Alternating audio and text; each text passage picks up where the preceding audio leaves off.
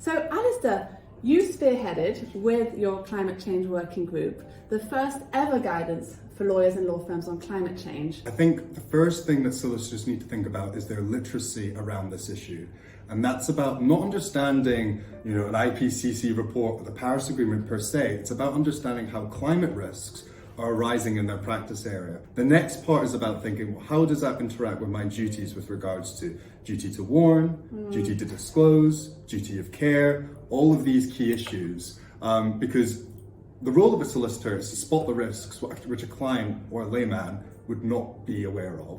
And frankly, the solicitor, therefore, at the end of the day, climate change, so much of climate change is going to impact the practice of law and also the changing policy landscape. Now, of course, the Law Society wouldn't say you shouldn't represent certain clients. Right. However, we do establish from a regulatory point of view, you can decline to act. And that's a really important one, particularly for junior lawyers who are thinking about this question more. And in turn, law firms need to be thinking about this question more as well. So therefore, we, as a law firm, we're not only looking at this because we have our own commitments towards climate, or we're trying to advise our companies that have their own commitments, but also for retention of talent, and that this is the future of a law firm today. And I remember when I was an M&A lawyer that we of course weren't going to be, I'm not a tax expert, but I needed to know enough that I knew I need to get tax involved.